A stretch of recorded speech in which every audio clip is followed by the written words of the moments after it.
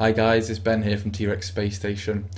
So I've been collecting for the Sega Mega Drive for quite a while now. That was the console that really started off my YouTube channel. But I've never really had a chance to take stock and go through my collection, so I thought it might be a good opportunity really to show you what games I've got for it. I will chat a little bit about the games, but obviously I've got quite a few to get through, so I'll try not to take too long, otherwise we'll be here all flipping day. So they're not in any particular order, we're just going to crack on through them and I'll show you what I've got. I suppose it might show you things that you may be interested in looking at, but alternatively you guys can also maybe recommend games that are missing from my collection that I should check out. It's by no means an exhaustive collection at all, it's just things that I was interested in, and I've bought back some games that I used to have when I was a kid, but actually a lot of the time I've bought games that I didn't used to own. So first on the pile here is Burning Force. You've probably seen my gameplay video of this. This is a really good kind of pseudo 3D shooter, kind of in a similar vein to Space Harrier, but for me it gets the edge over Space Harrier. Next up, Dynamite Headdy. Really innovative platform game, kind of based around a kind of theatre idea. So there's a lot of kind of like you're on sets, TV sets and stuff. Really interesting sort of combat system using your head to fire off at things. Really enjoyable game. I'd definitely recommend you check that out. Next up is Truxton. This is a really good Sega Mega Drive shmup, kind of similar to Fireshark. Some people prefer it to Fireshark. Personally, I like Fireshark more, but this is a really good game. Quite difficult though, I must say. I've not really got that far in it. Get my ass kicked every time. Next up, The Ottophants. This was a game that I bought for nostalgia reasons. I owned it when I was a kid. You kind of play as this sort of elephant type creature, a baby. I think you're searching for your family. I was a bit disappointed playing it back as an adult. It's not that good, but still, if there's nostalgia there for you, you may want to check it out. Now this is an amazing game. This is Micro Machines 2 Turbo Tournament. Such a fun game. I did a free spin Friday with some gameplay footage of this. It's just phenomenal. It's still fun even today, and the really innovative thing was that obviously the cartridge comes with that kind of 2 extra controller ports, so you can play 4-player, which is just, I don't know, it's just fantastic, isn't it? This is in really good condition actually, this game. I got it from eBay and it's one of the best condition games I've ever bought off eBay. What collection wouldn't be complete without Michael Jackson's Moonwalker? This is such a great game.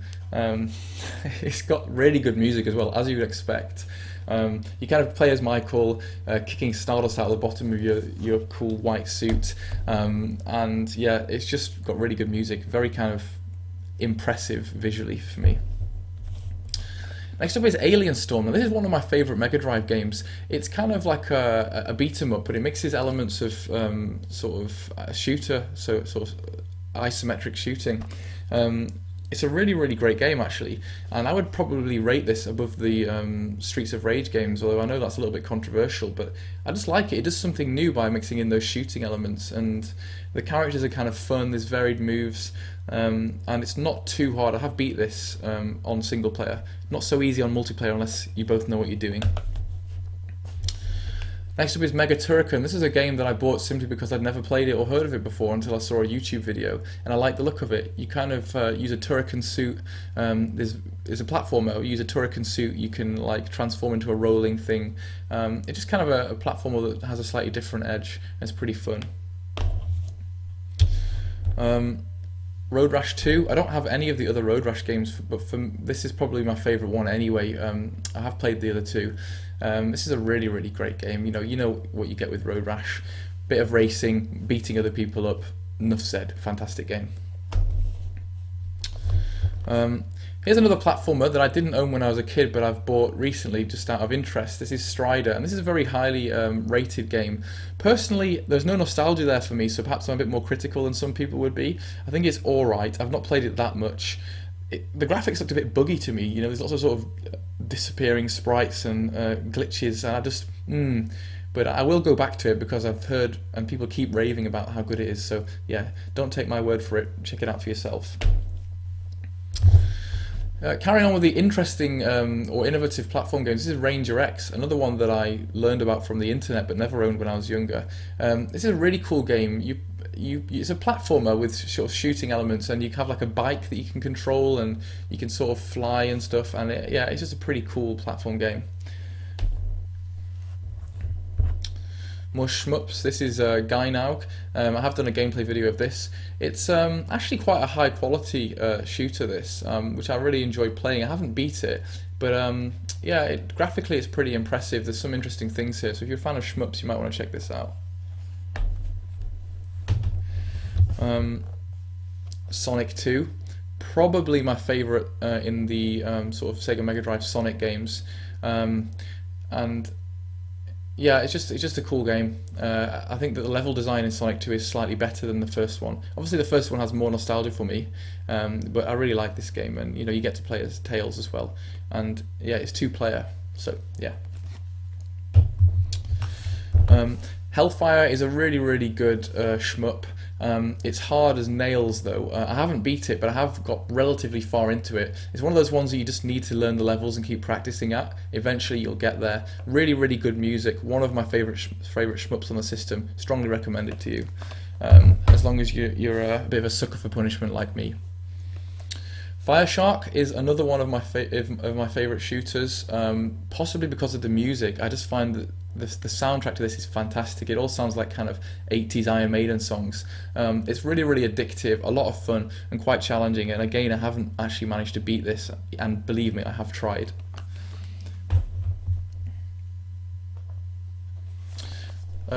Next up is Green Dog. This is another quirky platform game. You play as the beach surfer dude throwing a frisbee at people. It's kind of got an interesting kind of Caribbean vibe to it. I had this when I was a kid, and I just bought it for nostalgia reasons, but it's pretty fun actually. More shmup goodness. This is Thunder Force 4, yeah. I actually don't have any of the other Thunder Force games. I just picked this one up arbitrarily. I don't know which one's best. This is a really good game actually. Fans of the series may be able to tell me which is the best, but this is a lot of fun. Good shmup. So, Super Smash TV, this is an arcade port. I think it's on the SNES as well and various other consoles. I really like this game. It's just kind of good fun, screen clearing action type game. Yeah, it's just great fun with multiplayer. There's so many enemies coming at you on screen. You just got to try and stay alive. It's very chaotic, and I've played a hell of a lot of this. It's one of the games that I've actually played most on the console. I don't know why, but it just annoys me. I just want to beat it, and I still haven't managed. I've got very close.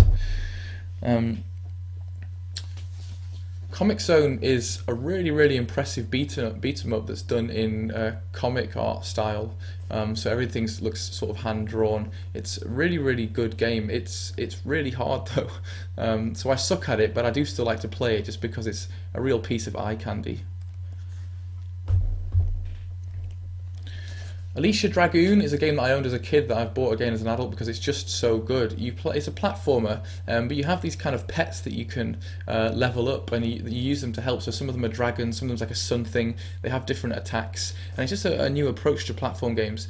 I really like it, but there's a certain boss that just pisses me off that I can't get past, and it's a real shame that the difficulty level seems to just ramp up for that part, and that's kind of put me off, and I haven't managed to complete it, and I don't really want to go back to it at the moment because I'm just sort of sulking.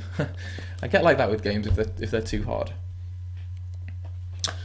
Atomic Runner. This is a game that I really enjoy. It's kind of like a hybrid between a platformer and an on the rails sort of, well, not on the rails, but just it's a shooter, I suppose.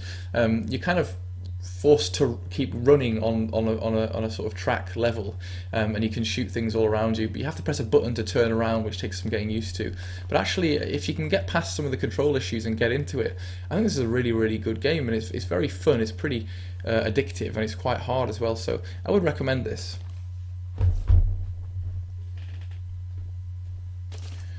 Super Hang-On. This is a real classic racing game. I bought this after seeing a review that said it was really good, and I agree. It's a fantastic game. My friends used to own this when we were kids, and I would go around and play it at theirs. It's got kind of arcade modes, and there's a story mode where you kind of start off with a crap bike and try and work your way up. But it's really good. Ayrton Senna's Super Monaco GP2. This is a game that I suck at. I have heard it's pretty good, but oh god, I can't get into it. It's too difficult for me. Um, I can't even manage to do like gears or anything. I'm just playing on automatic and still managing to completely suck at it. This is probably the most expensive Mega Drive game in my collection. This is Gunstar Heroes. I think I paid 40 quid for this. Hopefully I didn't get ripped off, but it's very popular. It's kind of said to be one of the best games on the system. It's a kind of shooter. It's two players. It's graphically fantastic. I've not spent as much time with this as I should have. I kind of bought it just because I wanted it in my collection, and I've not played it that much. But from what I've seen, when I did play it, I was really impressed. One of Disney's platform games here, The Lion King. This is a really nice game. It's graphically fantastic. It's very cartoony. It's got some of the music from the actual film in it. It's got some cheap moments, and as you get further into it, it starts to get on your tits a little bit. The difficulty level is really annoying, and that level with the monkeys and the giraffes and the hippos, whatever, you got to get the monkeys to throw you across the water. That is so annoying. The only time I can bear to do that is when I'm kind of with a friend and we're helping each other out, because otherwise that level is just like, why would you put that in so early in the game? I think it's like the second stage or something.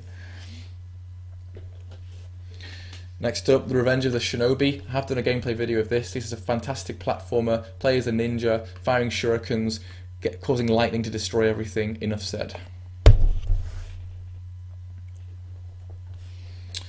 Next up we have World of Illusion. This is a really nice game. Another Disney game. You get to play as Donald or Mickey Mouse. It's a really beautiful looking platformer. It's very fun, and the co-op play is really nice, kind of like helping each other out and lowering ropes for each other. Yeah, really great game. The original Streets of Rage, personally this isn't my favourite in the series, but it's actually the only one that I've gone on to rebuy as an adult. It's quite good, but I think that Streets of Rage 2 improves on it, and the graphics in Streets of Rage 2 are more to my taste.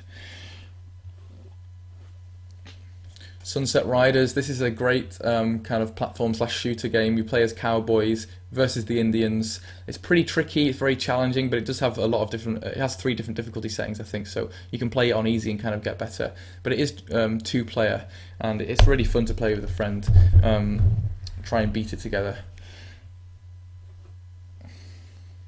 This is Probotector, or probably better known as Contra. I knew that I liked this game, but I couldn't find it because the European name is like Probotector. What the hell does that even mean? This is a really cool shooter. It's solid though. Basically, you're going to have to keep dying, keep trying to remember the patterns of the levels. Eventually, you'll get there. I've come close to completing this, but still never managed it. Even using save states and emulators. That was how I kind of tried to memorize some of the levels, but man, this game will kick your ass. You'll have a lot of fun while doing it though.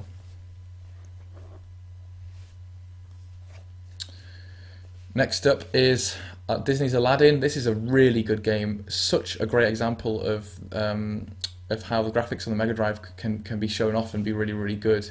It's very cartoony. It has some of the kind of art from the film with Genie and stuff. I have completed this because I loved it so much. I remember I just had basically pulled an all-nighter with a friend playing through some Mega Drive games. We had a few beers and we managed to finish this, and the sense of achievement was really good. Some great levels in there. The flying carpet levels are really fun.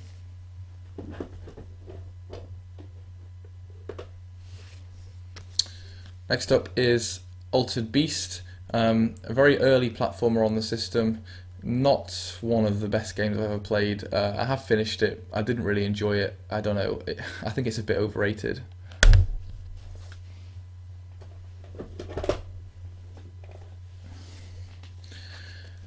Next up is Ristar. This was quite a late release on the console's lifespan, and it's a really good platform game. Graphically, this is so impressive. The music's fantastic. You kind of play as a star. You've got this kind of grab attack, so you use your hands to grab onto things, which is quite an interesting mechanic.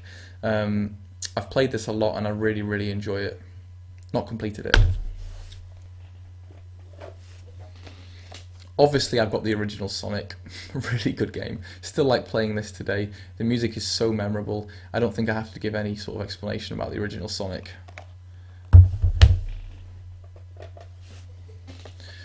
Rocket Knight Adventures. This is one of the only games that I've actually got here that's not got the manual in. I got ripped off by some guy on eBay. He told me there was a manual in there. It turned up and there isn't.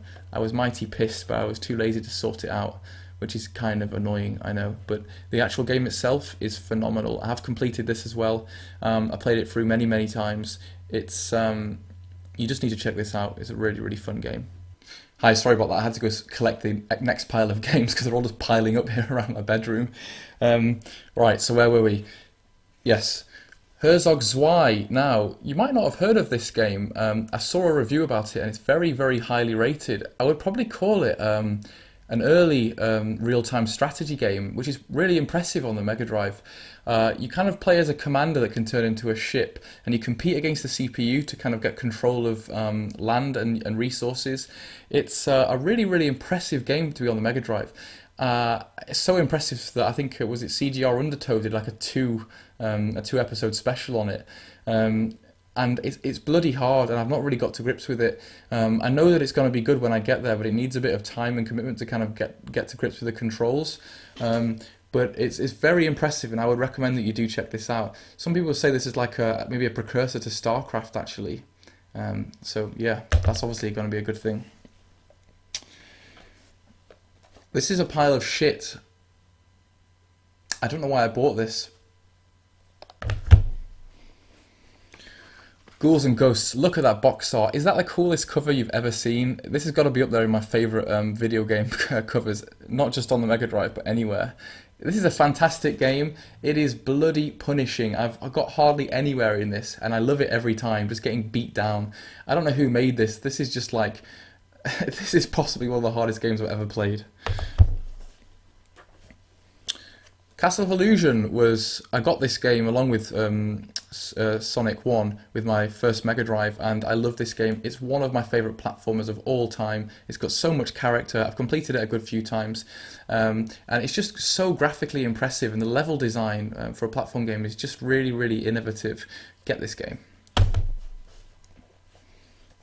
Who remembers Psygnosis? They were a company that made really cool games. This is Pugsy. You play as a strange alien character. It's kind of a platformer slash puzzler. It's really good, and it gets quite tough as time goes on, trying to think about the way to solve the puzzles, but I would recommend this. Cheeky Cheeky Boys is a fantastic platform game with tons of character, tons of style, really nice graphics, some RPG elements, you have magic and stuff, a lot of fun.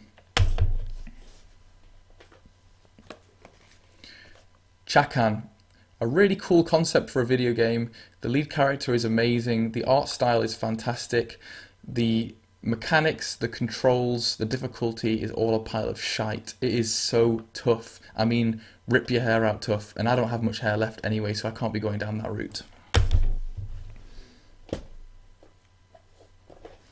I have dabbled a little bit with, with Mega Drive RPGs. Dungeons and Dragons: Warriors of the Eternal Sun is a game that I bought a few months back, and I've really been enjoying playing this. It's got kind of a mixture of sort of open world map type elements, and then there's also like standard 3D style dungeon crawling parts, which is really, really good. It's a bit... There's not really much plot, as in the game just kind of makes you figure it out for yourself. So I did look at a couple of how to get started guides, which is... I don't like to do that, but in this case, I wasn't just going to be going around blindly trying to figure out what to do. But that aside, this is a really, really nice game. It's graphically very, very nice to look at. You know, 3D dungeon crawling is impressive on a 16-bit console. Empire of Steel, a really, really enjoyable shooter. I've completed this a few times. You can play as a blimp or a plane. Really great music, just very addictive, and I kind of feel like playing this again now, actually. I might do a gameplay video of this soon, because it's a really nice game. And here is the last game in my collection. Yes, Super Fantasy Zone. I forgot what it was called for a second. This is a pretty crazy, quirky shooter. It's kind of like, I don't know how to describe it. It's like you can go backwards and forwards between the screen. It's like you choose which direction you want to go in. It's fun. It's pretty graphically impressive. It's just not, I don't know, it's not my cup of tea, really. It's a pretty good game, but I haven't played it that much because there's just better things out there as far as I'm concerned. Okay, that's all my Sega Mega Drive games. I know there's quite a lot missing. Maybe you guys can suggest what I need to add to the collection soon. I've not even brought back some of the games I used to own when I was a kid before I sold my Mega Drive to buy a PS1 back in the day. But thanks for watching, guys, and I'll see you all soon. Take it easy.